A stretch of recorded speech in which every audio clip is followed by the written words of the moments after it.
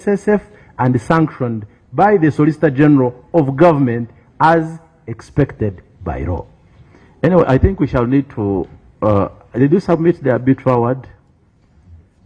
We shall need to interrogate the award to see what of this has court pronounced itself on. Where we find that there is a position of court, or we are constrained in varying.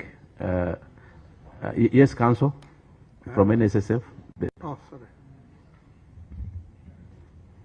Thank you, Chair and honorable members.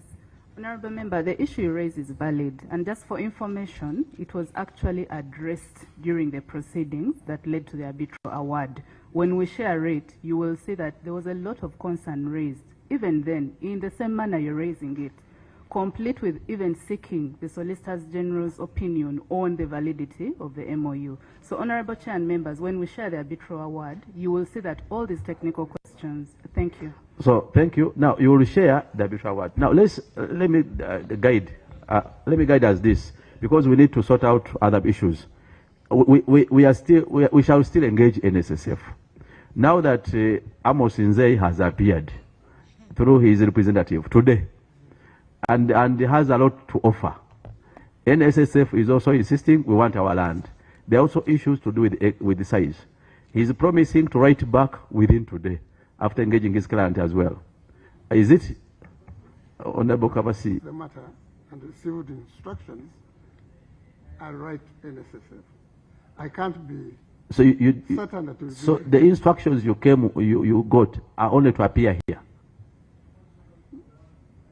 No, to appear, yes. So whatever you have said, was it from Amos Nzeyi? Principally, mainly, yes. Are some your words not from him? No. For example, the question is about me being Solicitor General. Oh, no. I mean about the land. About the land. Are they instructions? Are you responding on behalf of Mr. Nzeyi? On the land. On the land in Temangalo. Yes. And I'm right to say, because whatever we record here, we are in formal proceedings of the committee. You cannot tell us that you had a different version for us, and you want to write to NSSF in a different version. Clarify, is that your submission? And I want to guide, that on this particular issue, I want to give you at least a week. Since you are responding to them this week, today, find a way as parties, since he has responded to us now, verbally, it's on the committee record. And you also told us we have already written eviction notice. We are not putting on hold anything. Those are your rightful procedures. But in the circumstances that this matter has dragged on since 2008, now 18 years, for us, we shall not give you years. As a follow-up of these submissions, which hasn't reached NSSF, probably they came unprepared on how best to adjust, if any. You have a right to adjust or to sustain your stand. We are giving you 1 week to find a way of harmonizing on terms and proposals of other parties. And we shall invite you the following week, next Monday at 2 p.m. That is which date?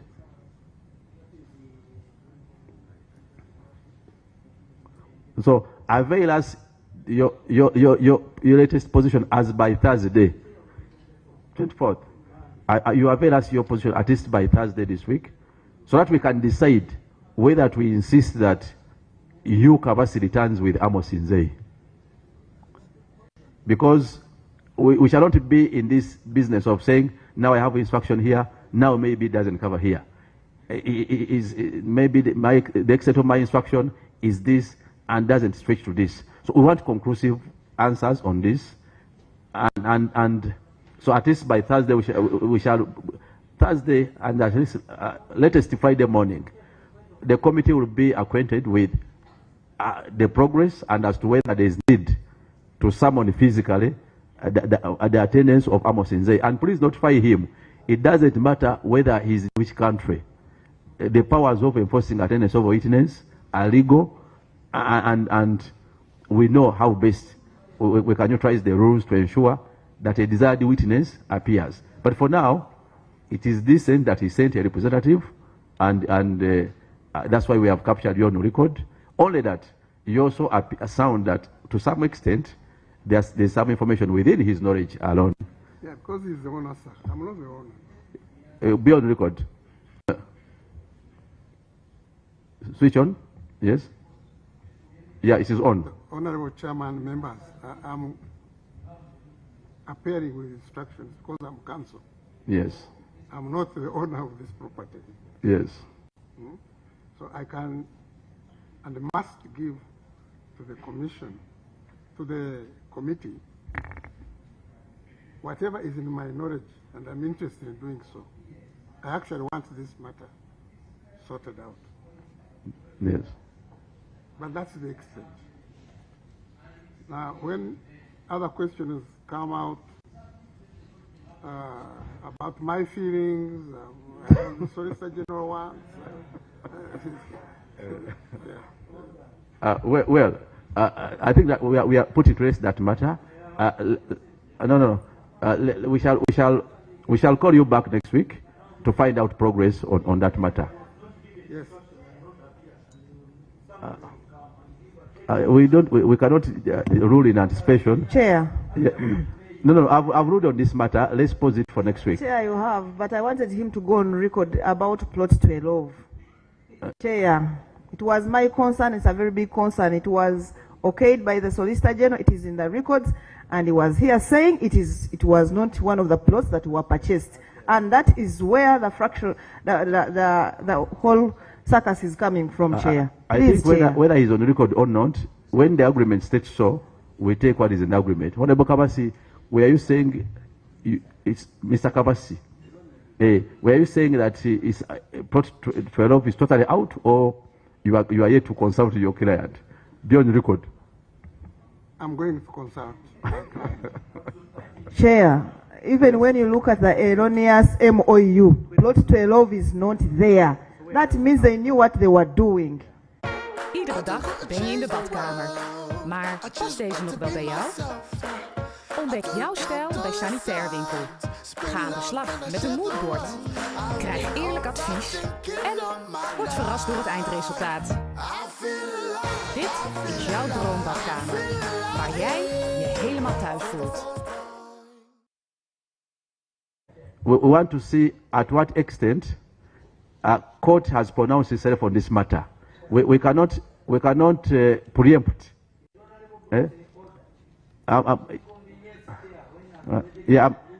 So I'm guiding. So we have required that part of the documents we need is the arbitral award. Now, we want to be certain that we are moving right by looking at what court has pronounced itself on. Honorable Secretary, you're also not in order. Let the chairman clarify on our issues. Please, Honorable Secretary. Okay. So I've guided. We shall revisit this matter on Monday next week after receiving a response. So we shall discuss it extensively. We need the arbitral award on record of the committee, among other documents which we require from you. I think next week, Monday at 2 p.m. At 2 p.m. Now let's move to the other to now the contractor for temangalo. Contractor for temangalo. Which company is this?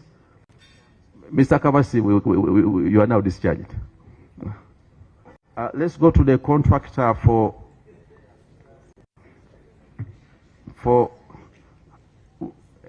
the Hanani Guyoji Group. You are the contractor. We did an oversight on the Temangalo housing project, and some of the observation we saw on the ground. Yes, there were houses in of multiple colors, but I don't know if our eyes served us well. Some of the bedrooms could not were too small that to our eyes a bed cannot fit, and we even took initiative from the record. I think there were allegations in terms of responses that part of the room, some of the rooms were 3 square meters, then later 6, then 9 square meters. So there was a congestion of responses and answers. But I think on one of the spot-on interrogation I made with the head of this Henan group, her answer was that me, I construct what they give me. Me, whatever they give me, and the consultant advises is what I construct, and that's what is there. So we shall seek a position from NSSF. We also required some documents. What size of bedroom, especially the bedrooms? What was the size in the contract we awarded to Henan group? Number two, we found that some of these houses had a watery layer. The walls were watery, and from inside, from inside they were watery. The paint or the undercoat was peeling off, and it was also a very critical observation. The answer from both NSSF and Henan Group were saying, for us, we are constructing affordable houses. Affordable houses. Now, we are concerned as to whether the right specification, material, and quality is being followed and put in place to ensure that the construction and the entire building is tenable for future human consumption. Now, we now invited you to have a discussion over this matter and others. And just to capture a quick one before we go into the details of this matter, NSSF, according to your specification, what was the size of the bedrooms? Honorable Chair, I will invite the design consultant from Impact to give us those responses. Zion consultant, where are you? Yes, be on the record.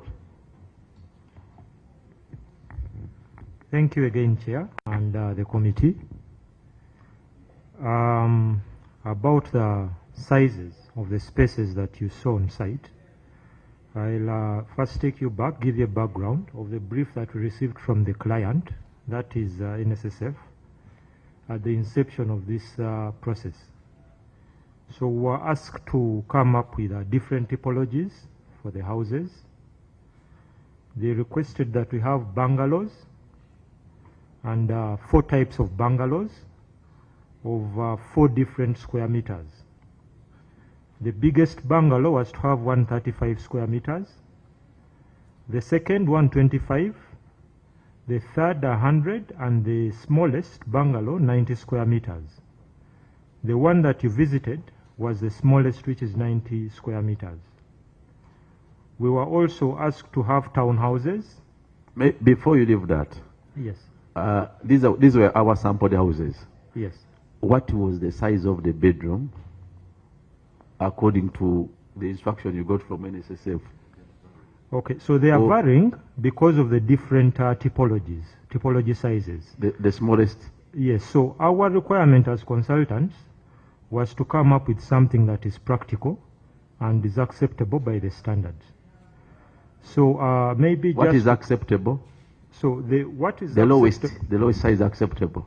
Yes, so if we are to refer to the... First, refer to the regulation. What is the lowest size acceptable? Yes, I'm referring you to the real instrument that we are quoting. So that is the National Building Code 2019. Yes. Building Standards, Statutory Instrument 2019, number 51. So in there, there's a table 23, which has a heading, recommended minimum area and distance roof to the ceiling. In this table, they list the different spaces in a house. So they list the bedrooms, the living room, and the others. Go to bedroom. And the bedroom, the minimum area is 7.5 square meters. 7.5 square meter? Yes. Honorable Batua, from the quick measurement we did on ground, what was the minimum? Be on the record? While we inspected the temangalo estate.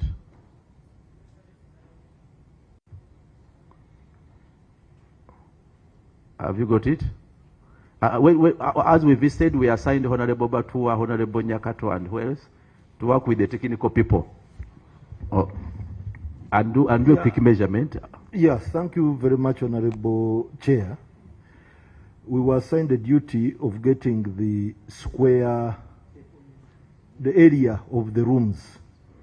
And we took the units to be in meters, so we're looking at the area in square meters. So particularly, we went for unit A1, 27. That unit has 3 rooms, a master bedroom and 2 other rooms. The first room had 6.7 square 6.7 square meters. You said the minimum is? 7.5 square meters. The first room had? 6.7 square meters. Yes. Now the engineer we were working with said you have to measure the wardrobe area. Much as the wardrobe wasn't fitted, but he wanted us to measure the room with the wardrobe included. So we thought it important to take the 2 areas so that the committee gets a very good, context of what the room looks like. So when you include the wardrobe, it is 7.59 square meters. Yes. When you include the wardrobe. Now, in those instructions, the size of room, because the wardrobe covers the whole thing, the usable area left was 6.7. Does it mention about usage, the size? You go to the regulation you are reading. So the table mentions minimum area without specific detail on whether the wardrobe is included or not. But the wardrobe you built is a solid wardrobe. It's a wardrobe it's not movable. Yes. So you build it within the fixtures. Yes. So it's part of the area that we measured for that room. Now our room, specific to the unit you visited, is 2.6 meters by 3.1 meters. Yes. Yes. 2.6 by 3.1. Let's get this clarification. Now, Chair, the clarification I'm seeking. Yes. You as a technical person, yes, what do you mean when you state standard? Just that, standard. Yes. So standard is guidelines that are derived from anticipation of the furniture that maybe before that, are you also supervised on this project? Yes, we are supervised. By who? There's a supervising consultant from Symbion. Symbion, is someone from Symbion? Please come to the microphone.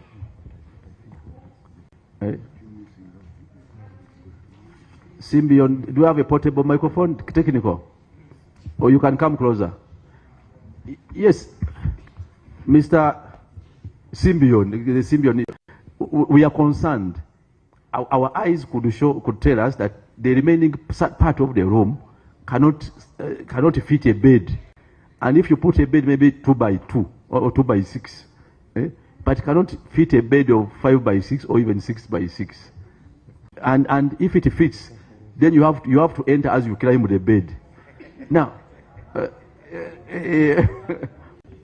so did you advise this consultant about the size of these rooms?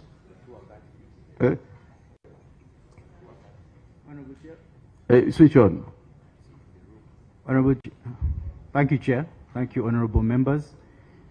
Yes, to clarify on your question, the design and build contractor was guided on following the standards, the national building standards for the minimum sizes of the rooms. Now, the rooms that they have mentioned, which are clear space of 6.7 and 7.5 inclusive of the wardrobe, it's for a single bed unit, not a double bed unit. Now, a standard bed, its minimum length is 2 meters. So a single bed can't fit within that room. A single bed of which size? A single bed of 2 meters by 1 meter width. 2 meters length and 1 meter's width. Let's turn to the, yes, to him, conclude. Yes, Chair. To add to that, to supplement, that bedroom that you visited is not the main bedroom in that unit. So the master bedroom is different from the room that you visited. So that's a secondary bedroom in the house. So when we are designing these houses for families, we have the master, which is most probably for the parents. Then 2 other bedrooms, one could be for the boys and the other for girls. So this sizing was guided by the standards around furniture and requirement. But I must add, Chairman, that because of the classification of the project that we are dealing with, these guidelines that we are referring to, this instrument, goes further to mention, below the table that I cited, that minimum measures should be adaptable for affordable housing. Now, the project that we are working with is an affordable housing project. So we need to manage the cost that the client clearly instructed us to manage because they want to sell these products affordably. So we had to work with spaces that are the bare minimum in some of these rooms so that we can be able to deliver a 3-bedroomed house, but also with practical space that can be utilized. So before I open up, let's go to the contractor. Madam, I forgot the name, but now, Chair, my name is Wendy. You said your company, how have you done previous work within Uganda by your company? Yes, our company has done quite several government projects. Government projects? Yes. Which government projects apart from this one of NSSF? This temangalo housing project is the first government work we are doing. By ourselves as a developer and investor, we have done quite a few housing estates in Uganda. Where? We have done Mimbi Villas Chigo and also Mimbi Estate Sentema. So the first government project you are working on is temangalo. In Uganda. In Africa, we have worked with quite several government authorities in different African countries for the government. Okay. Can you address us on the quality of materials in line with the water walls we saw? Okay, Chair. All the material we used at the temangalo housing project, the procedure is that we first submit their specification or data sheets. No, before that, do you confirm that we were with you and saw those water walls? Yes, we visited one house and there's some moisture on the wall. That is true. We were there. Okay, now. Yeah. So may I continue? You continue. I was trying to say that the procedure of all the material used at this project is that we as a contractor, we submit all the specifications and the data sheets to our supervising consultants and our designing firm. Once they approve those documents, we also share the physical samples. So when this material is approved, then we enter into the procedure of procurement. So from the quality of the material, we can guarantee it is good. That moisture we observed over that house, like I've explained when we were there, because the glass and the doors were not installed yet. The wind and the water has somehow came in and caused the moisture. Those are defects we once observed we should rectify. Thank you. When we consulted your immediate consultant, they said they have, and even NSSF, you were advised on what to do. Have you rectified those anomalies? Chair, by working together with our client and the supervising consultant, whatever defects is observed by all the parties, we have a defective list. Now, we as a contractor are constantly working on those defective lists to make sure that all the defects are rectified. When did you start on that project? I beg your pardon? When did you start works on that project? The construction started from October 2021. 2021? And what is the finishing date? By the original finishing date should be in 3 years, by 2024. Yes. What happened? Over the construction time, many uncertainties and unexpected issues happened. Thus, the project is extended. Extended up to when now? By now, it's extended to next year, March. Next year, you mean which year? I mean 2027, sir. In March. At what percentage are you? For now, as per milestone evaluation, we are at 67%. So how many months are left? We have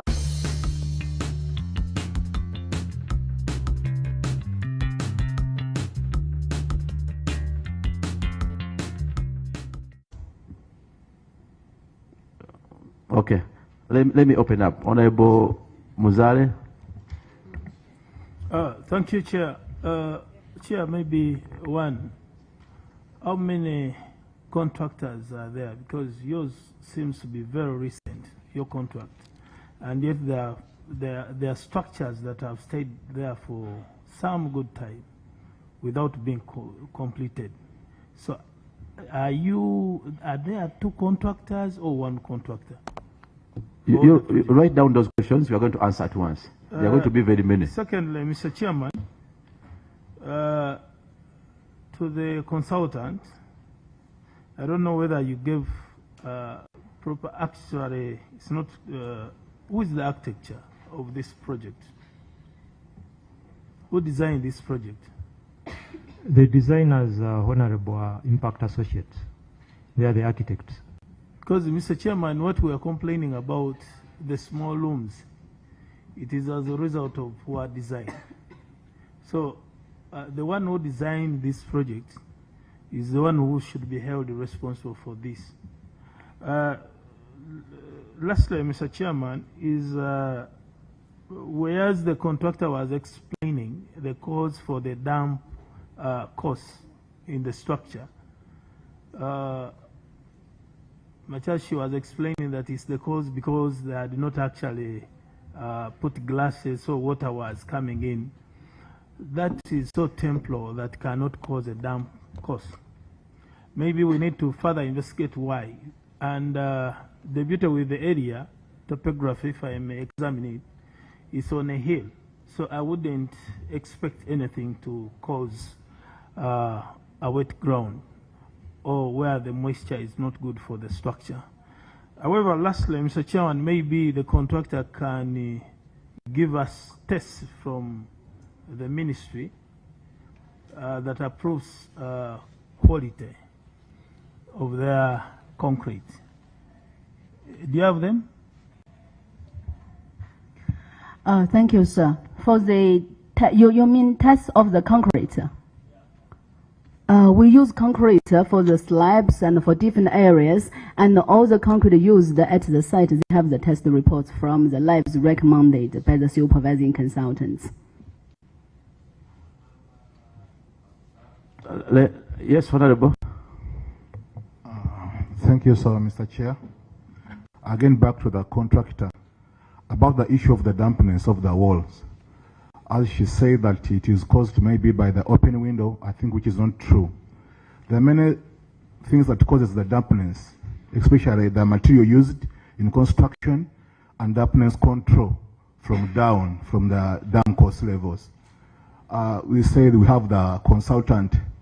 So far, have you observed that the consultant and explain what is the cause of that problem? Thank you. Thank you. Yes, Honorable. Thank you, Chair. Mine goes to the consultant. We expect the consultant to advise on matters of design and even aeration of rooms. When we visited the one called, which you call, you have labeled the city house, don't you see that it's wastage of resources? You construct a storage building which accommodates only one person. Down, it is a sitting room, then up, only one person, and storage. And you are saying affordable, but with the aeration issues. Thank you, Chairman. Thank you. Maybe before I allow another hand, I want to welcome the team of students from the Law Development Center. You can stand up and at once for recognition. I'm told they are on their internship, clerkship, from the Law Development Center. You position the camera there. The camera there. Those are. So, welcome to Parliament of Uganda. This is PAC, Public Accounts Committee, COSASE, on statutory authorities, state enterprises, and commissions. We are Public Accountability Committee. We base our investigation on the Auditor General's report and submit in accordance with the rules of procedure, the Administration of Parliaments Act, the Public Finance Management Act, the Constitution, among others. So whatever you see here, we have powers over the High Court. So we are proceeding as a court where the rules so permit, and these are not prisoners, we call them witnesses. Welcome to Parliament. Yes, Honorable Naki. Thank you, Mr. Chairman. For me, I want to just be interested in the costing for the project. For the smallest unit, like the 90 square meter unit, what is the average cost of construction and what will be the selling price?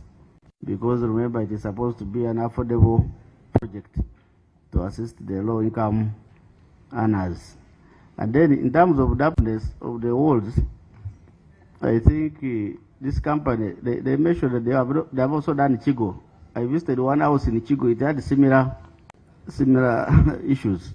So I don't know whether it is the engineering of this company which is not correct or something like that. So Honorable, you went there as a buyer or?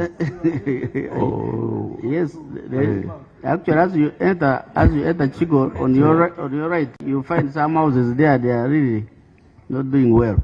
So anyway, that is it. Me, I want to know the costing to see if it is affordable for the average people. Thank you, Honorable Secretary. Thank you, Honorable Chair. I'm blessed because I visited the ground and witnessed all whatever we are speaking. Chair, we are all concerned about the quality of the work, and we assume either management or somewhere there must be somebody to be taking charge. Because even if there is a contractor and the service providers and what, they should also be monitored. But there are something was spending. Lastly, Chair, there is a word or a term used that these houses are affordable and for low-income earners. I have a question in my mind that low-income earners, are they supposed to be small and short to the extent they can fit in those small places where they are fixed? That's a question which is bothering me. Thank you.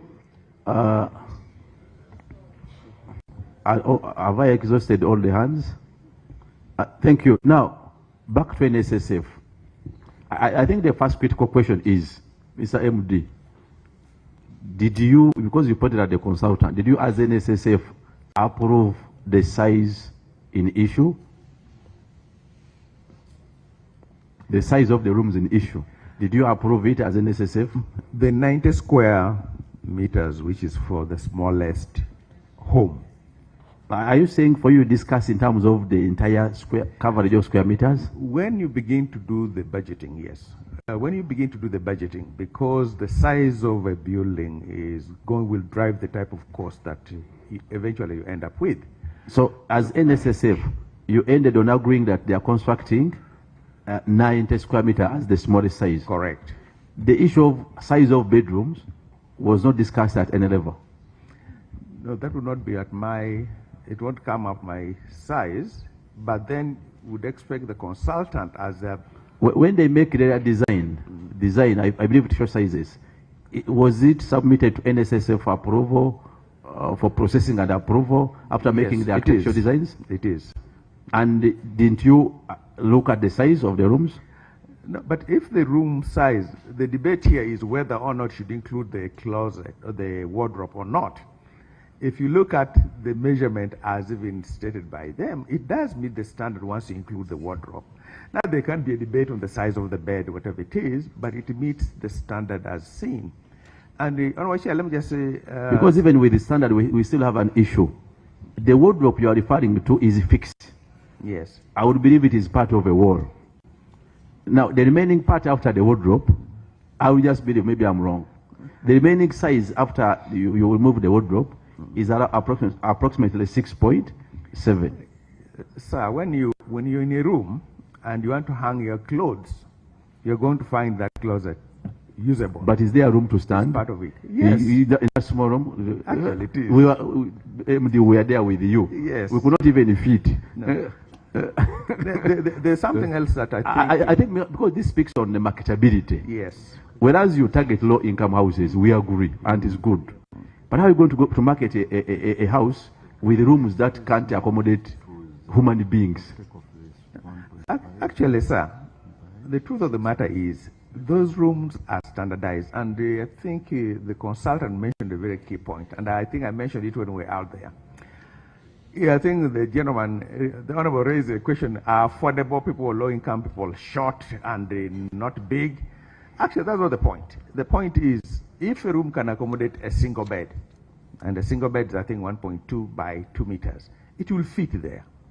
Now, me, when I still use a village, even two of us could sleep on a single bed. But nowadays, one person sleeps there.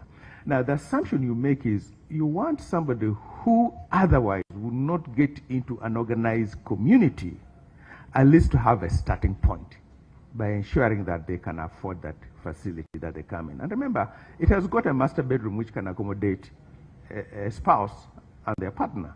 They have another room that will accommodate another child if there is. In fact, one of the designs that happened is we could have said, okay, no, let's make 2 rooms instead of 3.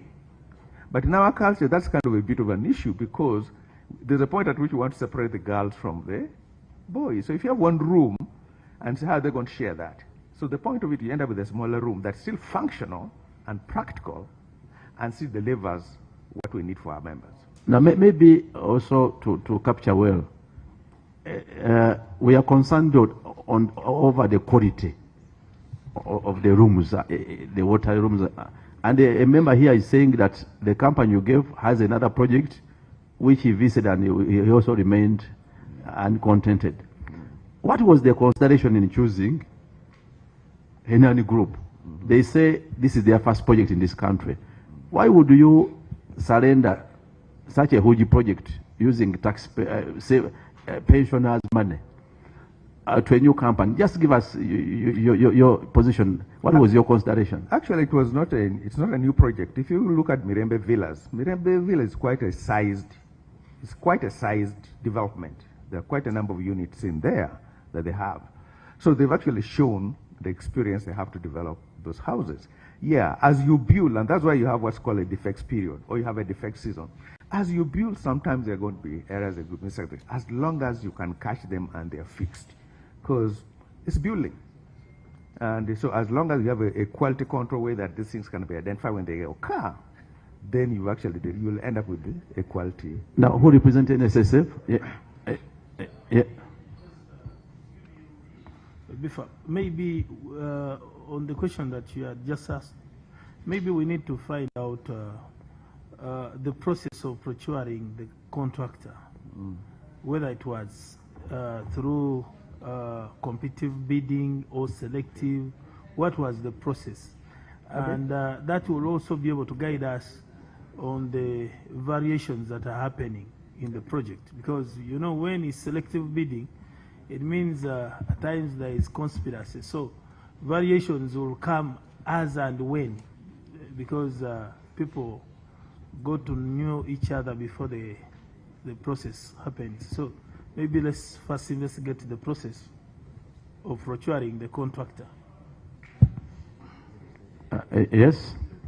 Chair, the process was competitive. It was an open international bidding where several companies expressed interest and they were the best evaluated bidder. Honorable Chair,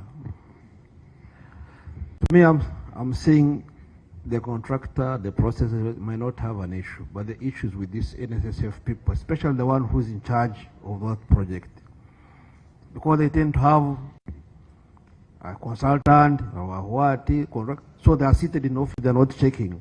I don't believe that this thing could be seen by us all who went there the other day. One day we could see all these things, when for them they're just there. We found a lady there was walking around with us, said they have raised this issue, but what have you done? So in my opinion, I think MD, you need to have a grip on your people, to be on the ground. The good manager is your shoe, is your leg. Move. Get out of the offices, be there. The marketing manager here, sales executive, marketing executive, something. That I'm the one. What are you going to market since those things will show? We market what? You also product that I'm selling. I can't believe. So I think chairman, these people, the contractors, she might be a good person, but for us, we are not minding about what is on the ground. And we need to be serious with our work. Save the Ugandans, especially the low-income earners. Thank you. Okay. Maybe I would invite all of you, where you can take, it's a working break. There's a breakfast table on the other side. You are all invited. Contractor, respond to the questions. Yes, Chair. I was asked by one question just now. The Member of Parliament was asking how many contractors are at the site. We bidded and we were the best bidder, so we are the only contractor for this project. What we are doing is a turnkey project. Turnkey. Turnkey means everything is ready and the residents can shift in with their furniture, power, water, all the facilities, services, including the functional houses. How far have you gone with improving or making good the defects?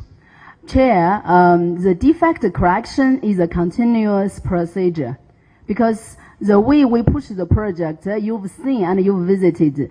To be honest, I do believe in terms of building area and the scale, this is the biggest housing estate in Uganda here for 550 units. So we finish batch by batch, and if there's any defects observed by ourselves or by the supervising consultant or by client, as far as we are notified, we keep rectifying them. Thank you. Now, according to you, is there an event that your NSSF, or in an event that you are advised to adjust on the size of the smallest bedroom, is it possible at the state where the construction has reached? And if possible, what would be the procedures of arriving at that in terms of instruction and cost? Chair, the same as I explained to you when you were inspecting, being the design plus the builder team, we as a builder, the core responsibility is to build as per the approved drawings, to ensure the construction quality, to ensure the compliance of all the procedure and everything. So in terms of the rooms and the sizes, to be honest with you, we as a contractor didn't advise by then. Thank you. My question is, in the event that they now turn around and advise that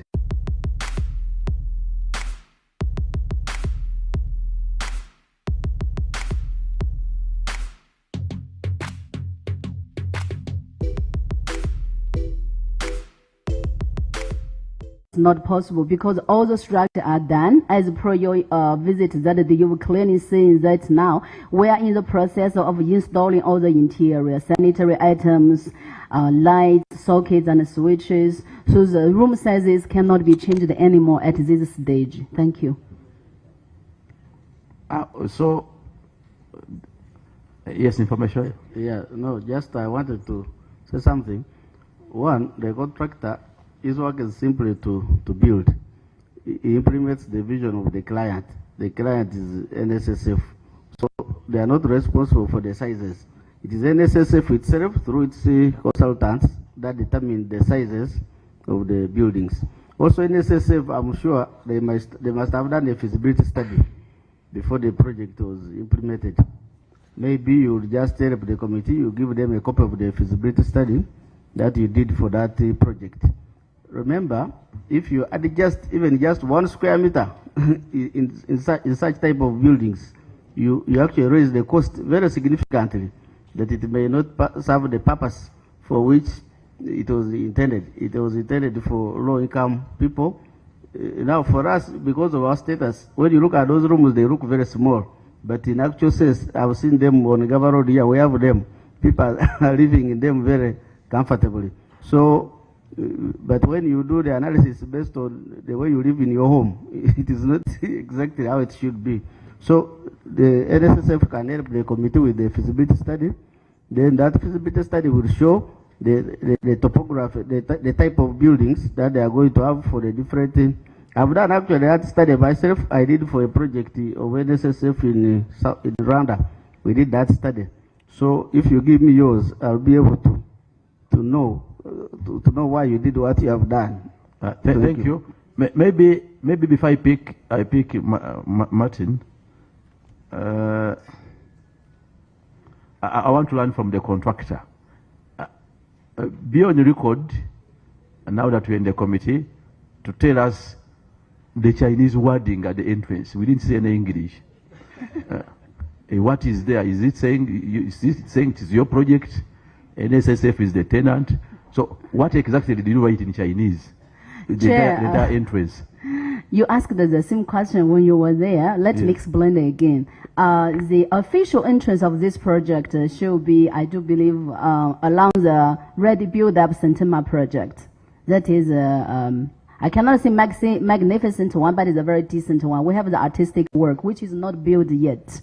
And what you've entered, to be honest with you, because just now all the hours were spent on the discussion of the land issue, which me as a foreigner, I don't really understand, but I understand one thing, that is the road we are using now to construct, we passed through, where you've seen our signature. There we put the master plan of the project, who is the client, the contractor, supervisor, consultant, etc., etc. That road, we literally, as a contractor, is borrowing from Nzeyi, because we are passing through that road. So go slow, meaning that the access road passes through Nzeyi. You don't have yet control on ownership over the access road. No, we are the builder. We are the builder. Yeah, we are the builder. So the entrance you entered from is a temporary one. The Chinese words you were asking is our company name, Henan Guoji, in Chinese character.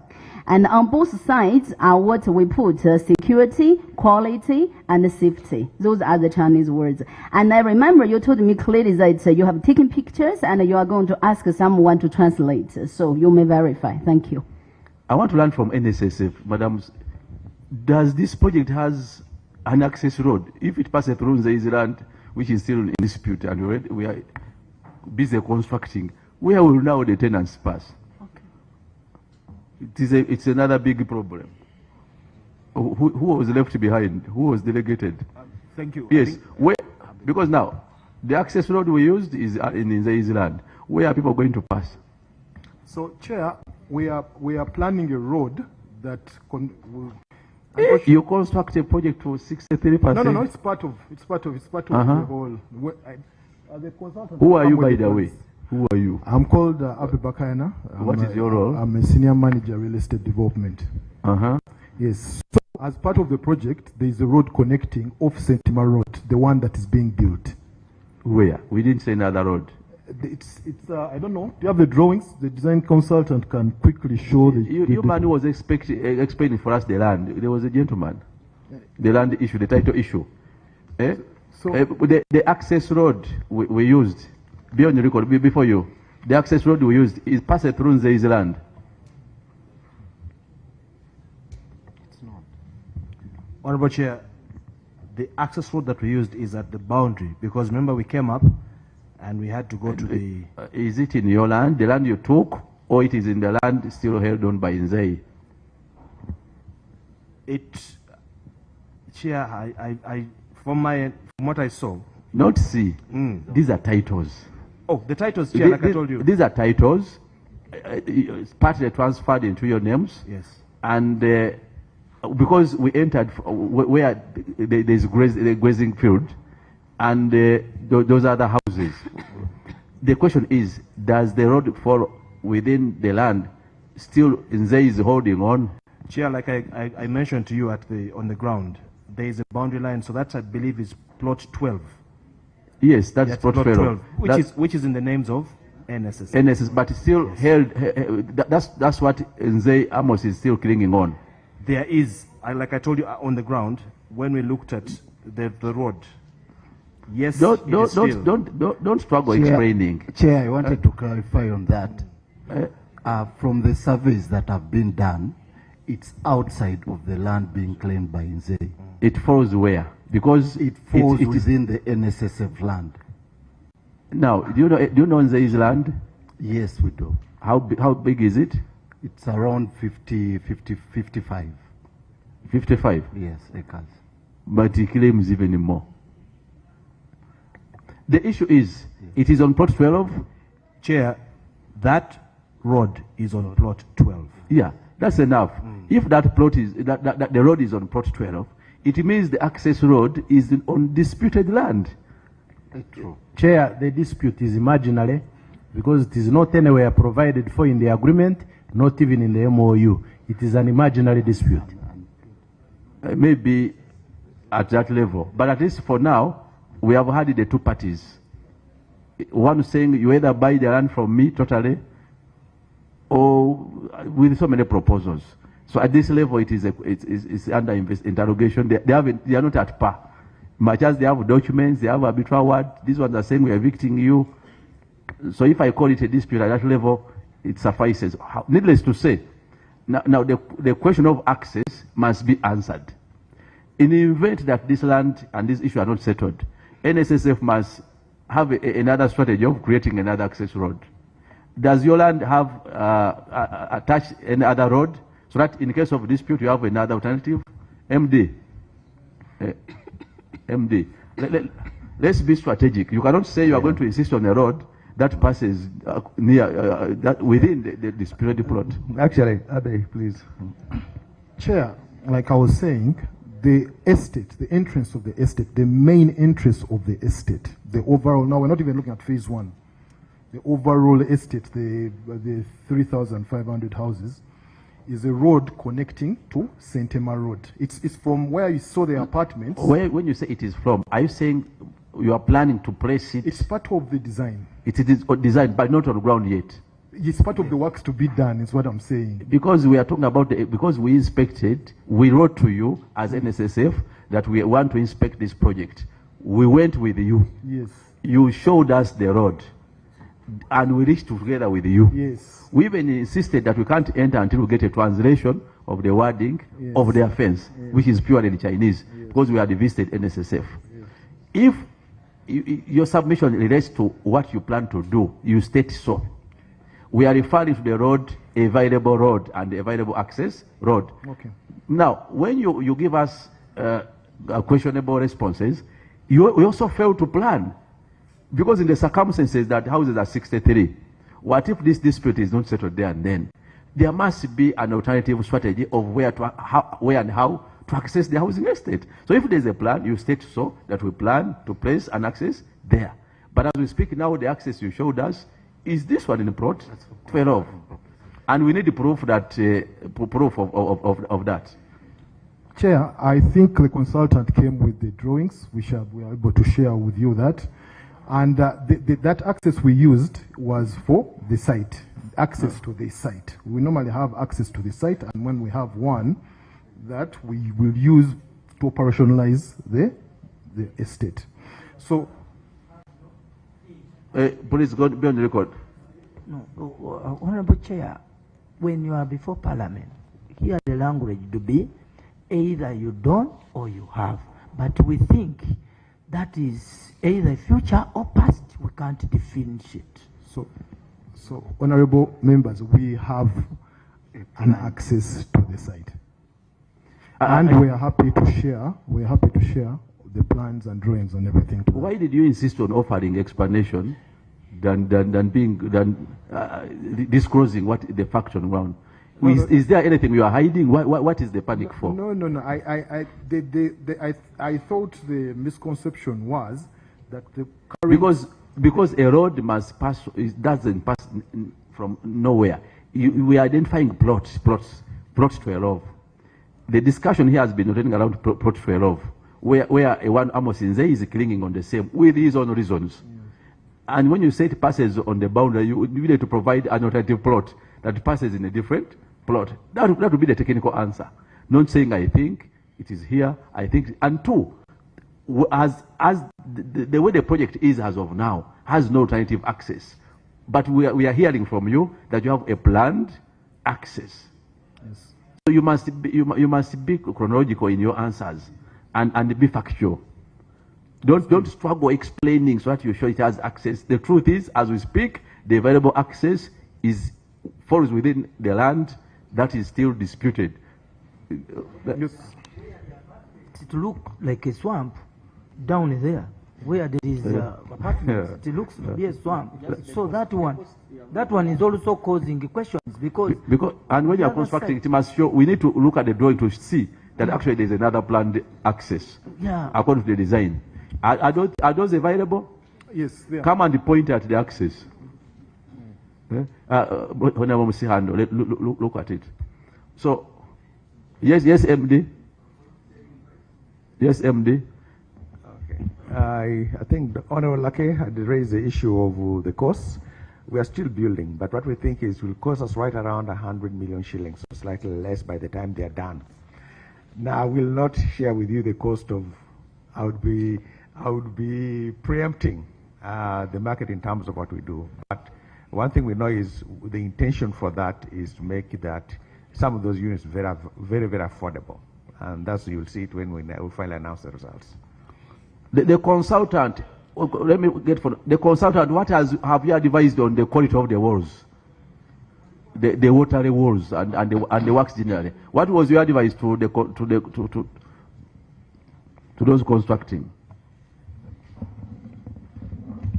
Yes, Chair. Yes, Chair and honorable members. Like we mentioned during the site inspection, that defect had already been notified to the building contractor in writing before the inspection. Have you availed the committee copy of the same as Yes. we saw required? We reshared that documentation shortly after the inspection on that day. You shared with the clerk? Yes, through the client. I mean, you had to share with the clerk to COSASE. The client was... Okay, before you go today, you please avail a copy. Okay. Just to clarify, yes? the defect was on the finish to the walls, the painting finish, not to the structure. And in the comment we pointed out to them, it was to do with the workmanship, the team that applied the finish. Normally when you plaster and paint, you want, one, that the building is fully sealed and that there is no moisture within the room. So what we believe happened is that a team from the contractors may have painted that particular room and it suffered from moisture ingress. So the recommendation is that, one, the room is properly sealed and that they repaint that room. That is the instruction that was given to the contractor. Okay. Contractor, did you receive it? Chair, we, as I just have explained, we received different instructions from our supervising consultant and we attended to them one by one. In terms of this moisture, as the consultant just explained, the proper way to handle such a defect is to first seal the house and then repaint. So that's why we didn't work on it yet, because we are waiting for the glasses to be delivered and then we close the house and repaint. It will be rectified. Thank you. Okay. I think we are yes, Muzale. Thank you, Mr. Chairman. I have listened to the ED, but we need to have this information because I've heard of variations on the project. Now, we may need to understand the cost of the entire project of the 550 houses. How much is the project cost? Then two, of course, the project also includes other amenities like roads, power, and so on. That is to the contractor.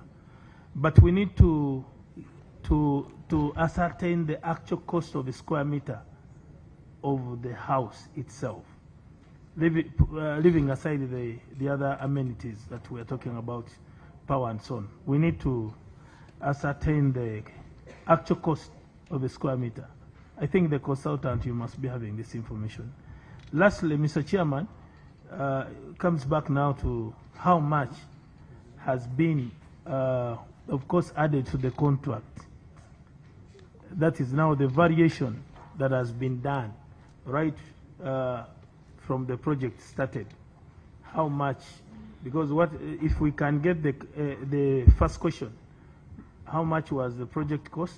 Then we shall be able to know how much you've been able to add the contractor in terms of variations. Maybe before you answer, 2 minutes to Coach Bob.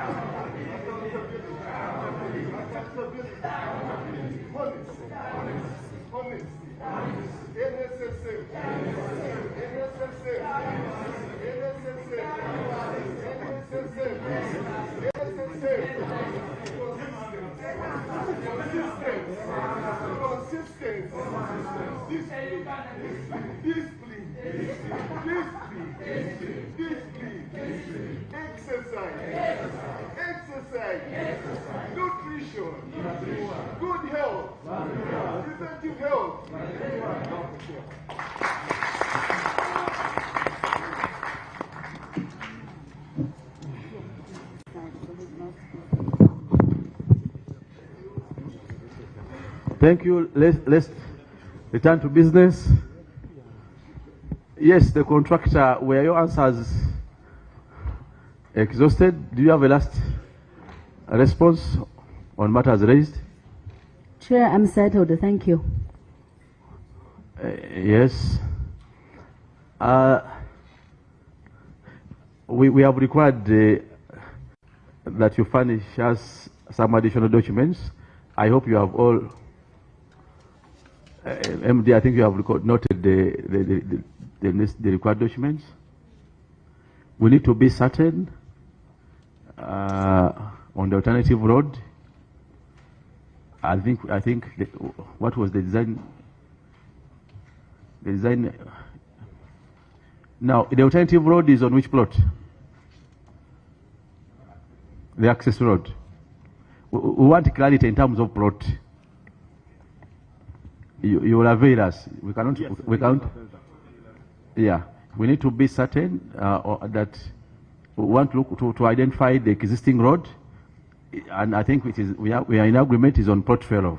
Now the alternative road, as designed, is on which plot? Have you seen it, or we'll give you time? Yes. allow us time to coordinate with them, then we can get where the road is. You are coordinating with who? Our team from the real estate, the ones who provided the map to you. But they have been constructing not knowing where the road will be placed? No, it's reconciling the placement of the road with the titles. Yeah, but where else would it be? It had to be with the title. Chair, please allow us to share. Let's just look at that. Because the project becomes an issue if there is no access road. Yes, we are pounding money, you are constructing, but again, there is no clearly established and settled access road. When we find that as it is that Plot 12 has issues yet to be sorted, the access road is very key because it puts on hold every other development. And so we need certainty in terms of, in the event that it can't pass on Plot 12, where else is it going to pass? And we also need the certainty that wherever you think it may pass, you have the permits and permission to place the road there. Because if it is on the main road, for example, you need the relevant clearances on how to now introduce a new road. It can't be just a verbal response. And as it appears, we haven't settled on that. So I'll put that matter on hold. And in our next engagement, you must furnish us with the answers and how far you have moved in securing that the alternative road is mapped. And I think such a project will require more than one access road. It is a huge project. I don't know if you designed more than one access road or one. We designed for more than one. You designed for more than one? Yes. Did you place plot numbers on the design or not yet? We are trying to get the plot numbers for you. We're opening the document here. Okay. By our next engagement, we need clarity. Let's move quickly to Uganda Clays. Where is the MD? Before I go to the tower. Uganda Clays. I am here, Honorable Chair. Now, first of all, why are you acting, not the MD? You know, Uganda Clays received the facility, a loan facility from NSSF, and it is not fully secured. It was captured by the Auditor General, and that's why we invited you. We made a follow-up visit on the factory. I don't know if we saw the basic operation areas of the facility, but at least we saw some. Now, before I put you on record, where is the MD for you to be acting?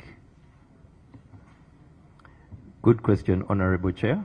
With me is our company secretary, Mr. Mathias Nalianya. I'll allow him to respond to that question. Thank you. So, colleagues, we are interrogating Uganda Clays because among the audit queries, NSSF extended a loan facility of how much billion? 20 billion. And this facility was partly secured and partly unsecured. Now we come in the interest of the pensioners, the savers. We want to certainty that the money is safe. But the entity where they invested as an acting MD. So, company secretary, why isn't he full or? Thank you, Honorable Chair and members. The contract of the previous MD expired at the end of January this year, and it was not renewed. So the board appointed Mr. Jones Muhumza as acting MD with effect from 1st February 2026. And currently there is a process underway by the board to appoint a substantive MD. In fact, this morning from 10 a.m., the committee responsible has been holding a meeting, and one of the items was the appointment of an MD. We did not appear there because we thought that matters of this committee take priority, so we came here. But the proceedings are ongoing by our representatives. Thank you. So they are conducting interviews? They are not conducting interviews. They are handling a process for appointing an MD, a preliminary process. Okay. Yes. And the former MD did he go in peace or he also ran to court? He went in peace. His term was a 5-year term, and it ended on the 30th of January 2026. Both him and the board reached an agreement not to renew the contract. So now, he left. Why don't you offer NSSF security for the money advanced to you? Mr. Chairman and members, the company already offered security in the form of 4 titles.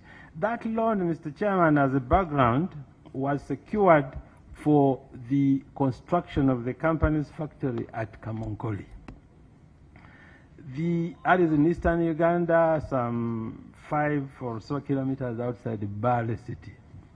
So the titles that have been offered to the NSSF to secure the repayment of the loan are the titles for that factory.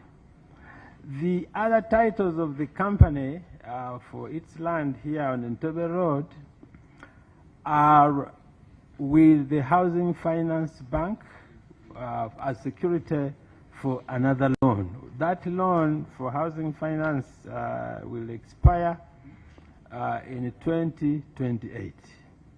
We are aware that there have been concerns about whether the security, the titles of Kamonkoli are sufficient to secure the loan. We are aware of that. The company is aware. One of the proposals is that once the housing finance loan is fully repaid, some of those titles could also be given to National Social Security Fund in addition to the 4 titles that they already have. Maybe, Councillor Nyanya, yes, just a quick one on that. You mentioned that the titles being, which are in Housing Finance Bank, which are securing another loan, it's running out sometime in 2028. Yes, Honorable. Maybe if we could get the exact date, that is the first one from me. Then 2, you also mentioned that they could be given to NSSF to, I think for the purposes of our committee, we would want some bit of certainty, because what the Auditor General raised was asking you, not you personally, Uganda Clays, to provide more security to secure, because there's a big part of the loan which is unsecured, which of course leaves the NSSF in a vulnerable position. So what should be preoccupying Uganda Clays now would be, how can we provide more security to cover up for the gap, either through those particular titles when they are released from a Housing Finance Bank or any other, because that would be what is preoccupying you, and that is for our interest as a committee. And from Uganda Clays, what we want to hear is, how do we answer this query? Because Auditor General raised it as a very, very important query, and that's what the management, I'm sure, I don't have instructions to speak for them, but I'm sure that's what they would want, that how do we get more cover for that loan? And maybe as you answer it, in our oversight, you mentioned about your proposals and readiness on how to make good the loan even before expiry of the loan period. Could you now substantiate for us any such arrangement and justify that is possible and tenable? Yeah, thank you, Honorable Chair and the Honorable Vice for the queries. One, the NSSF, the Housing Finance Bank loan, the repayment is on course, the company is on schedule, and it will be fully repaid by the end of February 2028. Whether the company shouldn't give additional security to the NSSF now, Chair and members, all the company's titles for all its properties are mortgaged, the 4 to NSSF and the ones around Kajansi to Housing Finance. So the company does not have currently any other titles to give as security. But the company is committed to giving additional security once the titles with the NSSF are released at the end of the loan tenure in February 2028. Now, about repayment of the NSSF facility.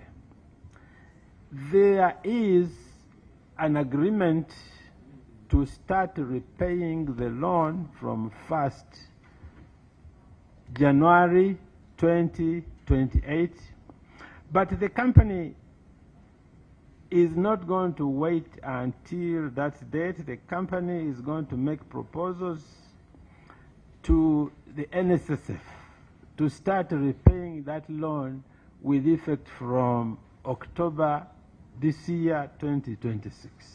When are you making such proposal? Now, a bit, wait there. So now, Mr. Chairman and members, wait, we accept the facts. There is a board committee meeting on a Thursday, the committee responsible for finance. There is a paper. So already. you are responding. Yes. And briefing us in anticipation of a meeting. The company management has submitted a paper Yes. to the board finance committee containing proposals to start repaying the NSSF loan with effect from October. When you say management, you mean what? Management meaning the MD, financial controller is here. They have submitted a paper to the board, which Yes. is going to be considered on Thursday 20th. And that committee will send a That is this week? Yes. Yes. And the full board is sitting next Wednesday on the 26th. Yes. And that is one of the business that will be considered in that board meeting, what installments to propose to the NSSF for the start of the repayment of the loan with effect from October. But the commitment to start repaying in October is there. Paying how much? The installments are contained in the proposal to the board, but since the acting MD is here, he can answer that. Could you avail us your working paper that has proposals to the board? Thank you, Honorable Chair. That was availed, the working paper. It was availed? Yes. Clark, do you have a copy of that? It does. Do you have an additional copy? But most importantly, for Uganda clays, what happens is that if we accelerate, it is not is it your practice that the document is not signed? That I don't know about that document. I don't know about that document, Chair. It is a comprehensive. But the one we availed, I'm sure. It is a comprehensive NSSF loan repayment and debt servicing plan. Yes, they just gave you a copy, Chair. But the one we availed, the one you availed? Yes, we forwarded the documents that were requested for. Anyway, you availed to who? He's called Yoweri, one of the clerks. You come and sign this copy, then so that we also accept it. We'll do that. You first come and sign. Because... So, Chair, what I was saying, he's picking it. Thank you. Okay. What I was saying, it is in the interest of Uganda clays. I want to see you signing. Yes, I'm going to sign, Chair. You come and sign. Okay. No, let him come. I want to see him sign. He must own the document. Why do you fear to sign it? Yet you want to speak referring to it.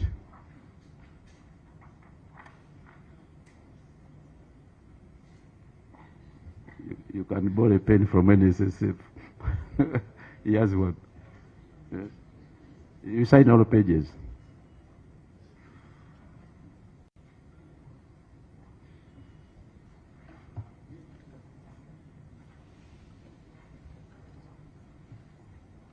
Okay, one copy is enough. We can. You know what? You leave a second copy, but signing is okay for one copy. Don't worry. Clerk, you receive the signed copy. So I'm seeing in their draft the payment plan, they are saying the current NSSF obligation, outstanding NSSF loan as of July 2026 is 25.52 billion. Is the figure accurate, MD? It is, Chair. Not to you. Now, the MD Let me find out from my CFO.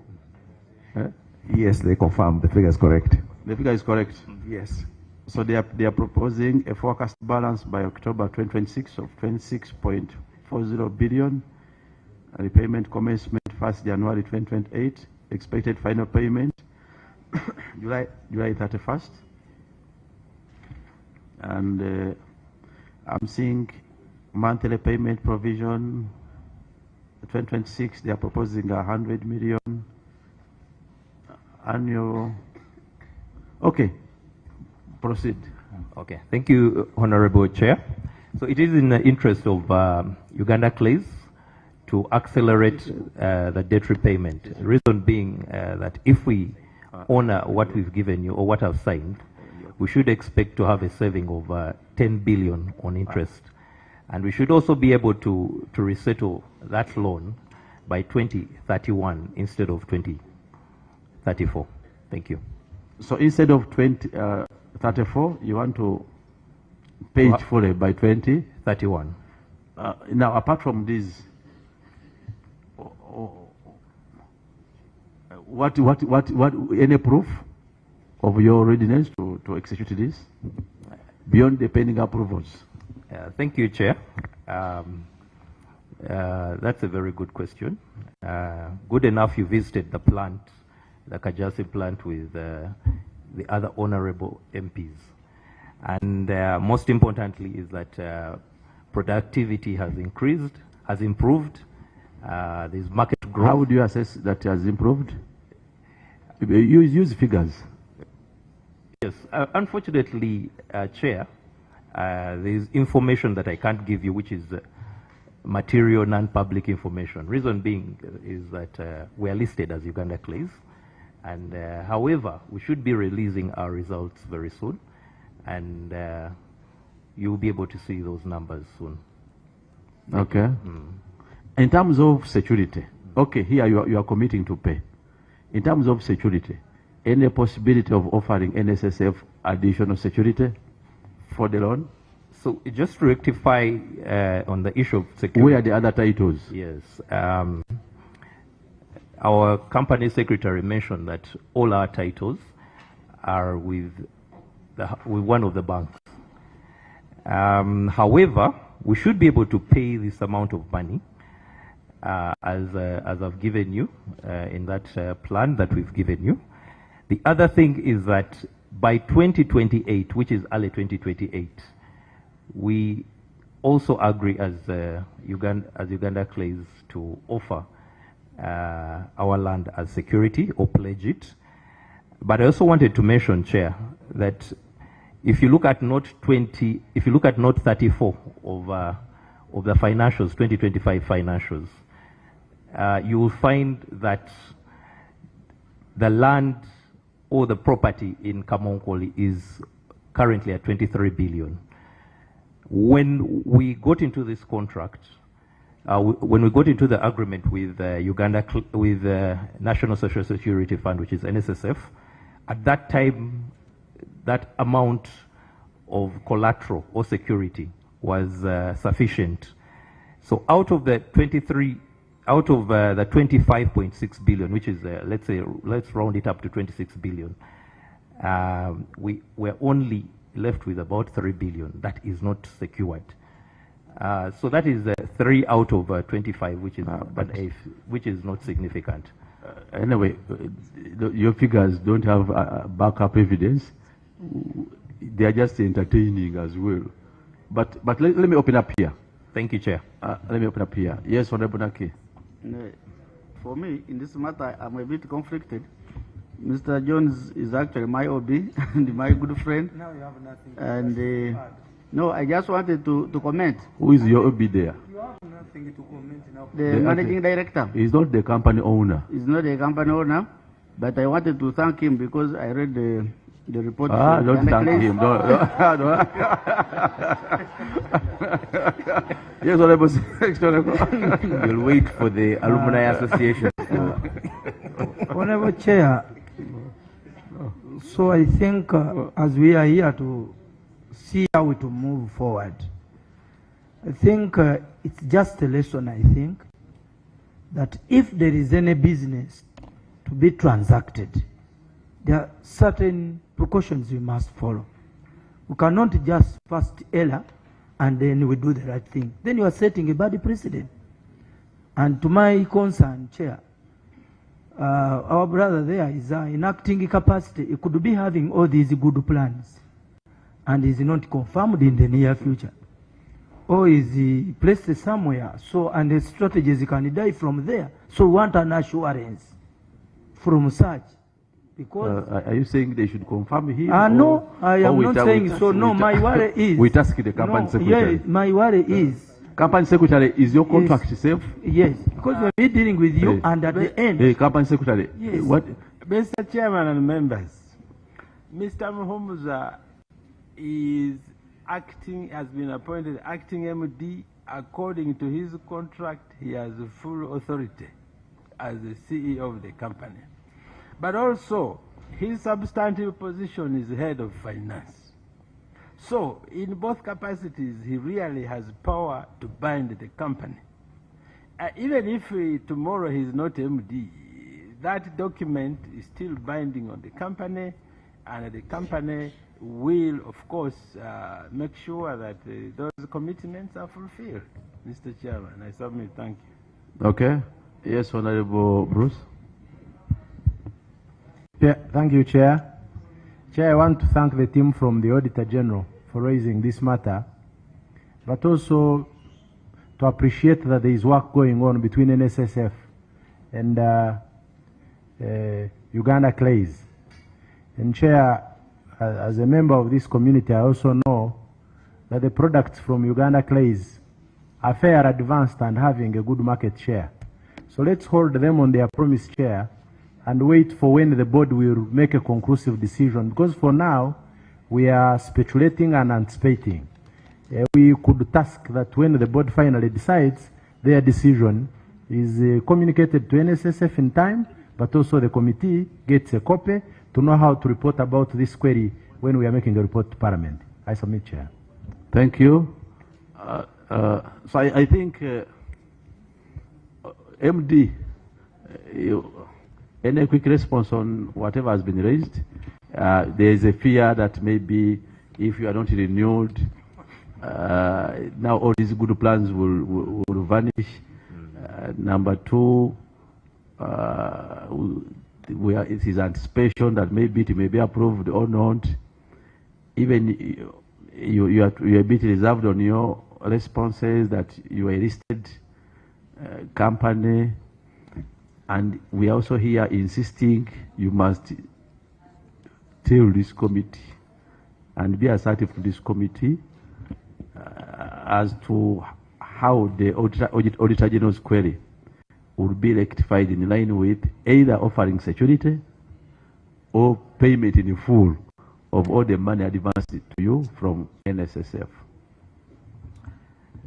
Thank you, Chair, Honorable Chair, and Honorable Members of Parliament.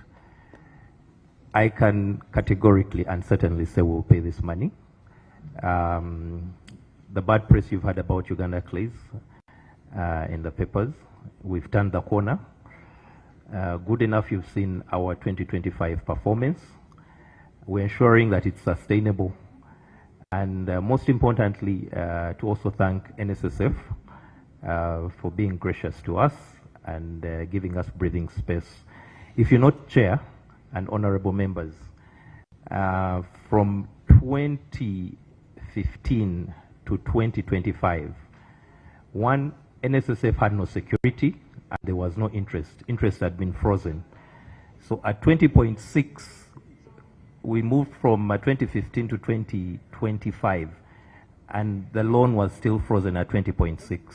However, the NSSF management, I would say, pulled the master stroke and requested, one, for security and also reinstated interest.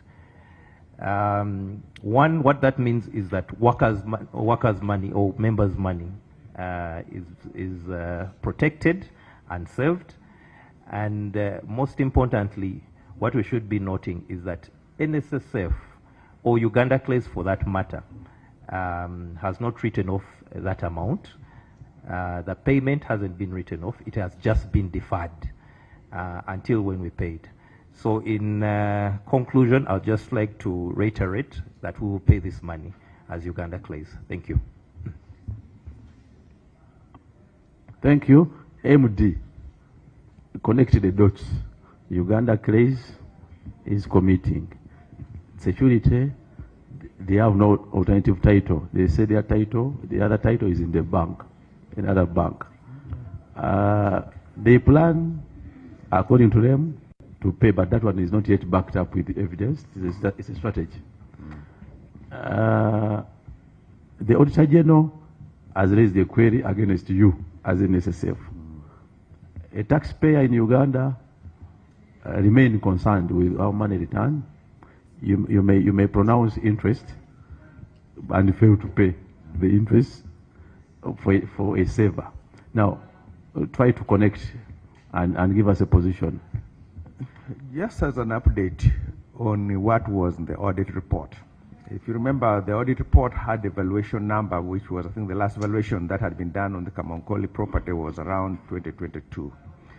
Based on the report of the MD, that valuation, the updated valuation for that property is now 23. So the gap between the loan and the valuation of the property has narrowed to 3 billion. And I think I'm comfortable with that. One, because we came from a position where this loan was never secured. MD, we don't trust the mathematics of NSSF.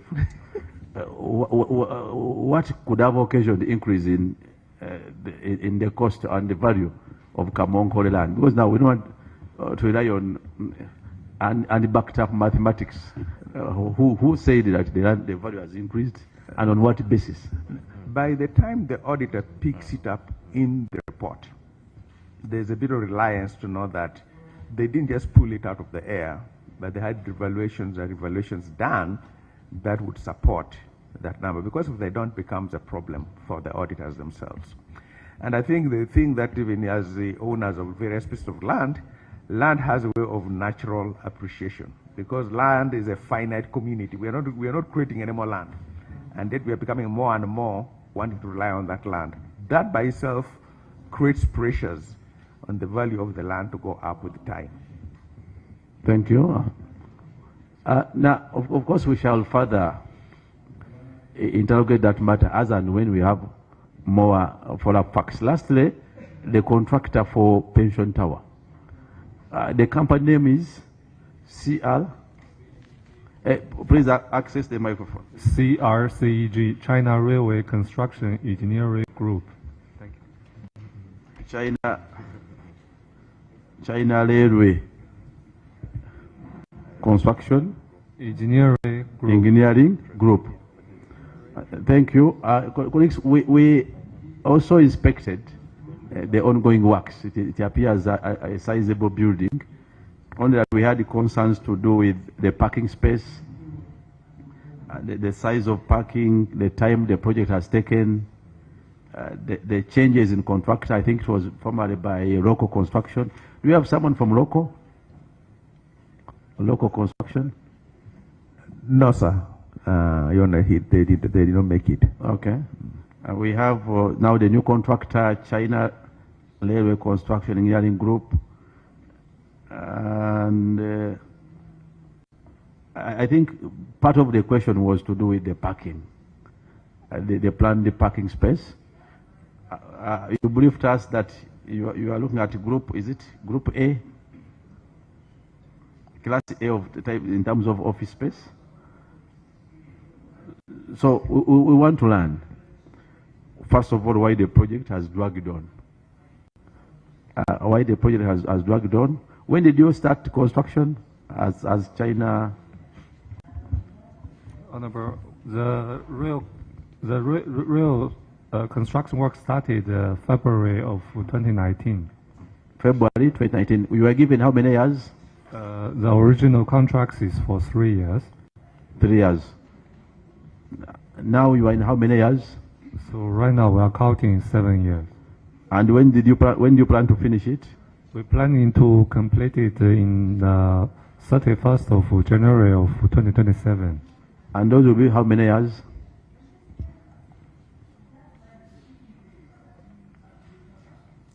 That is about 7 years. About 7 years. Yes. How many? But now it is 7. Yes, 7.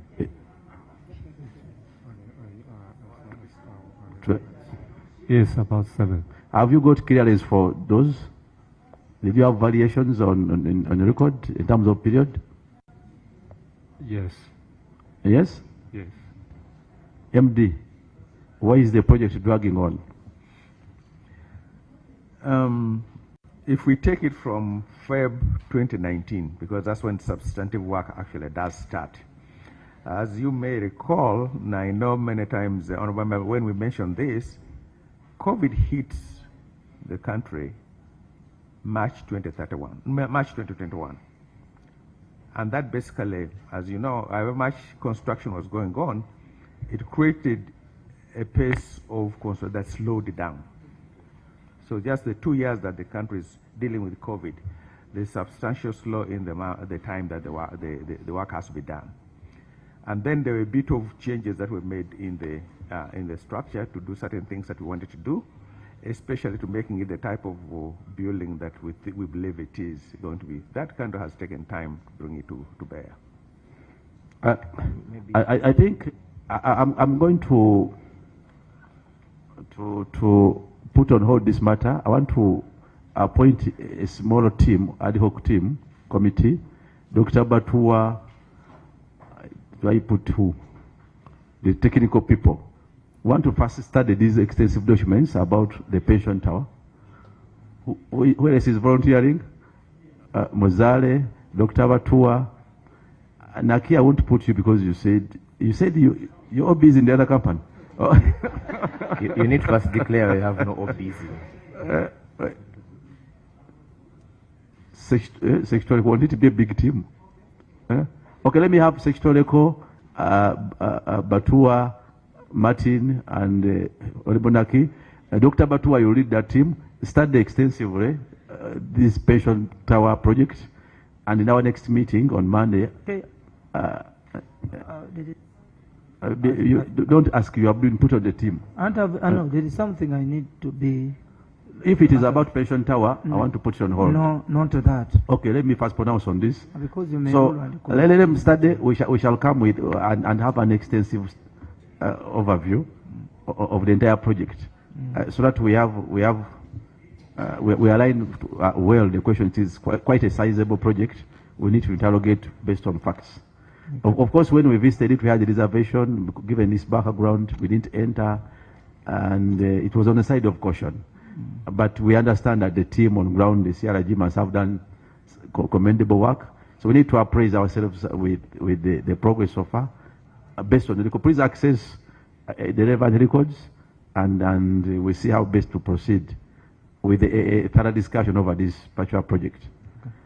And yes, Honorable Secretary. Chair, I don't know whether you're about to close the meeting, but my concern is about NSSF in its operation, Chair. We are now started seeing some loopholes that were and there. So I think there is a gap which need to be handled. To that extent, Chair, there are some people who are supposed to remit the NSSF funds to NSSF. But it is stated that if you are big in this country, for you, you are at liberty not to effect payments. I'll highlight one. Simba Telecom is sending away people from work, and they are not remitting the funds to their people who have been working with. But they are saying you are under certain arrangement so that they can operate like that. So, Chair, it is painful. Do you have evidence? I have. Even the names of what people. We do, even I have names of people what I we can do, give. What we do, we don't want to be subjective on one company. Yes. We prepare your research well. Avail the clerk. Let's forward to them. They come ready to respond on that. Let's handle that on Monday. Chair, you have not given me time. I've seen where you are going. Because we have the OT report, we have the responses the NSSF offered. And today we haven't interrogated them. We started with these contractors to set them out of the way. Then we remain with NSSF over the several observations and other issues that are specific for them. So today we concentrated on their contractors and these projects. Let's handle that because we are left with only one item of the tower and then the NSSF over their own responses. I think that falls within it. Let's handle that on Monday afternoon, meeting adjourned. You can go for lunch break at 2 p.m. We shall be back with the Uganda Human Rights Commission.